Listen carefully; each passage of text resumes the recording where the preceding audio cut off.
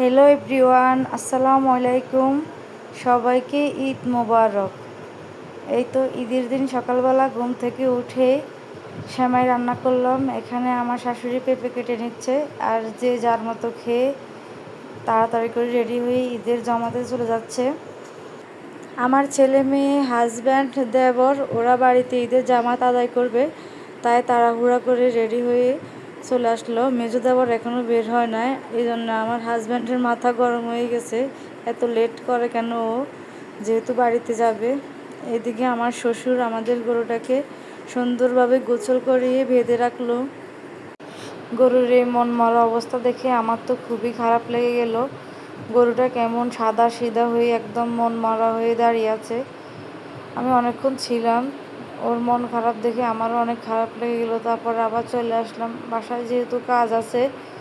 আমার হাজব্যান্ড, দেবর ওরা ঈদের নামাজ পড়ে এসেই টুকটাক খাবার খাবে, হালকা পাতলা যাই রান্না করি খাবে। যখন আমার প্রথম প্রথম বিয়ে হয়েছিল তখন মুরগির পোলাও এগুলো করতাম, এখন আর এগুলো করা হয় না।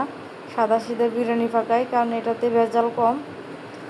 যেহেতু কিছুক্ষণ পরে আবার মাংস দিবে রান্না করার জন্য, মাংস, রুটি এগুলো বানাইতে হবে, তাই আর অন্যান্য আইটেম করি নাই, শুধু একটাই করলাম। তো এদিকে আমার বিরিয়ানি রান্নাটাও শেষ, আর আজকে বিরিয়ানিটা খেতে অনেক মজা হয়েছে। আমার ছেলে মেয়ে তো বিরিয়ানি অনেক পছন্দ করে, তাই একটু বেশি করেই রান্না করলাম। ওদের জন্য একটু ফ্রিজে ফ্রোজেন করে রাখবো। আমি কিন্তু বিরিয়ানির ফুল ভিডিও নিতে পারি নাই, কারণ আজকে অনেক কাজ ছিল বাসায়। ঈদ মানেই তো কাজ, আমরা সকাল সকাল চেষ্টা করি সব কিছু করে ফেলার, তাহলে পরবর্তীতে প্যারা থাকে না, নিজেদের কাছেও ভালো লাগে। আর কোরবানিতে তো অনেক কাজ হয়, সকালবেলা দেখা যায় একটু রান্না করা লাগে, আবার দুপুরে মাংস রান্না করো, রুটি বানাও, সব কিছু মিলিয়ে একটু প্যারা থাকে।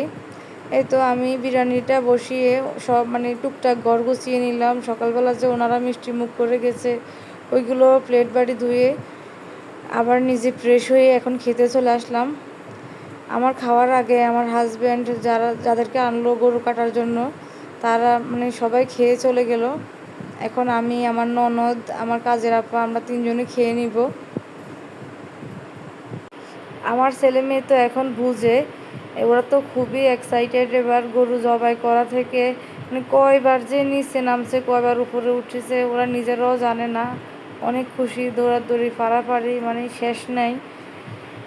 ওরা কিন্তু এবার অনেক মজা করছে। আর আমি যে এখন বিরিয়ানি খাচ্ছি, ওরা ছিল না, আমি এভাবে প্লেট সাজিয়ে বিরিয়ানি খেলাম। তারপরে ওরা ভিডিওতে দেখে বলতেছে, তুমি এভাবে খাইছো কেন আমাদেরকে ছাড়া? আমি তো বলছি তোমরা আসো আমার সাথে খাও না, ওরা তো দৌড়াদৌড়ি, লাফালাফি একদম সারাটা দিন ওরা ওদের মতো ব্যস্ত ছিল। যেদিনে কাজ থাকে কাজ করি, ওই দিন আর ওদেরকে ঠিকঠাক মতো সময় দিতে পারি না, ওরা ওদের মতো দুষ্টামি করতেই থাকে। এই তো বিরিয়ানিটা খেয়ে নিচে চলে আসলাম। দেখতেও আমার হাজব্যান্ডরা কী করে, এখানে আমার দেওয়ার রান্না থেকে মাংস বের করছে, আর অন্যদিকে আমার শ্বশুরও মাংস কেটে ফেলছে। আর আমাদেরকে 16 কেজির মতো দিয়েছে রান্না করার জন্য। আমি ওইগুলো দেখতে আসছি, আমাদেরকে যেগুলো দিল ওইগুলো বাসায় নিয়ে আসলাম। আর এখানে আমার শাশুড়ি, ননদ, কাজের আপা তিনজনে মিলে রুটি বানাচ্ছে, আর আমার মেয়েও বানাচ্ছে। ও বলতেছে আমি কারো হাতে রুটি খাবো না, আমি আমার রুটিগুলোই খাবো। ও খুব সুন্দর করে ওর জন্য অনেকগুলো রুটি বানিয়ে নিতে আছে, শুধু শুধু আটা নষ্ট করে। দেখা যায় ওর দেখা দেখায় আমার ছেলে এসেও শুরু করে, ও রুটি বানাবে। দুইজনের যন্ত্রণা তো আর ঘরে থাকা যায় না, কি করব, ওদেরকে রেখে আবার কাজ করতে শুরু করলাম। ওদেরকেও রাখতে হয়, সামলাতে হয়, কাজও করতে হয়। আমার শাশুড়ির অবস্থা খুবই বাজে হয়ে যায়। আমি যদি ধমক দেই, ওরা কী করবে, আমাকে ভয় পায়, কিন্তু আমার শাশুড়িকে ভয় পায় না। আমার ছেলে কী করবে, আমার শাশুড়ির উপরে যায় আক্রমণ করা শুরু করবে। আমাকে ভয় পাবে, কিন্তু দাদিকে তো ভয় পায় না, দাদির উপরে যত হামলা দেয়। এই তো এখানে চলে আসলাম মাংস রান্না করার জন্য। আমি সব রকমের মশলা দিয়ে মাংসগুলোকে ভালোভাবে মাখিয়ে নিচ্ছি। আর আমরা তো সবসময়ের মতোই মাংস সব মশলা দিয়ে সুন্দরভাবে মাখিয়ে রান্না করি। আর হাতে মাখিয়ে মাংস রান্না করলে কিন্তু অনেক মজা লাগে। মাশাল্লাহ এবারে আমাদের কোরবানির মাংসটা খেতে অনেক মজা হয়েছে, মনে হয় যে একদম মেজবানির মাংসের মতো হয়েছে। আর আজকে রান্না করতে যে আমার কাছে অনেক ভালো লাগতেছে, কি বলবো, বলার ভাষা নাই। মানে অনেকগুলা মাংস একসাথে রান্না করতেছি, সবসময় এরকম 15 কেজি 16 কেজি মাংস একসাথে রান্না করি। কারণ কোরবানির মাংস প্রথম দিন রান্না করার পরে যে স্বাদটা লাগে, পরবর্তীতে কিন্তু ওই স্বাদটা আর পাওয়া যায় না। ফ্রিজের মাংস রান্না করলে দেখা যায় আর ভালো লাগে না, মাংসগুলো কেমন তেল তেল হয়ে যায়। আর এই যে ফ্রেশ মাংসটা রান্না করলে এটা পর মানে বক্স ভরে ফ্রিজে রেখে রেখে খেতে, জাল দিয়ে খেতে কিন্তু অনেক মজা লাগে। তাই একসাথে সব সময় আমরা 15 কেজি 16 কেজি মাংস রান্না করি প্রত্যেকবারে। কিন্তু এবারে বেশি ভালো লাগতেছে, কারণ এবারে মাংসগুলা মাটির চুলায় রান্না করব। গ্যাসেবার তো গ্যাসে করলাম, অনেক সময় লাগে গ্যাসে রান্না করতে, কিন্তু মাটির চুলায় রান্না করতে বেশি একটা সময় লাগে না।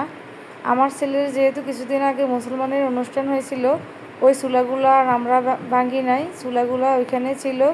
তাই এখানে আবার আমাদের ঈদের মাংসগুলো বসিয়ে দিলাম। আর মাংস রান্না করতে যে কি ভালো লাগতেছে, মানে অন্যরকম ফিল হইতেছে। ছাদের উপরে খোলামেলা পরিবেশের মধ্যে রান্না করছি, অন্যদিকে বৃষ্টি, মানে আমার কাছে তো অনেক ভালো লাগছে এবার মাংস রান্না করতে। এবার আর মাংস রান্না করতে বেশি একটা সময় লাগে নাই। মাটির চুলায় রান্নায় তো আধা ঘন্টা 1 ঘন্টার মধ্যে রান্না কমপ্লিট। অন্যদিকে শাশুড়ি, আমার কাজের রাফা, ননদ, ওরা সবাই মিলে রুটিগুলো ছেঁকে নিচ্ছে, আর এইদিকে আমি মাংস রান্না করতেছি। আর নিচে আমার হাজব্যান্ড, দেবর, ওরা তো গরু সামলাচ্ছে, সাথে কসাইরাও ছিল। আর আজকে মাংস রান্না করি কসাইদেরকেও খাওয়াইলাম, ওনারাও খেয়ে অনেক খুশি হয়েছে, ওনাদের কাছেও অনেক ভালো লাগছে। এই তো এখন সব কাজ সামলিয়ে আমরাও খেতে চলে আসছি। আজকের ভিডিওটা এ পর্যন্তই। সবাই ভালো থাকবেন, আমাদের জন্য দোয়া করবেন। আল্লাহ হাফেজ।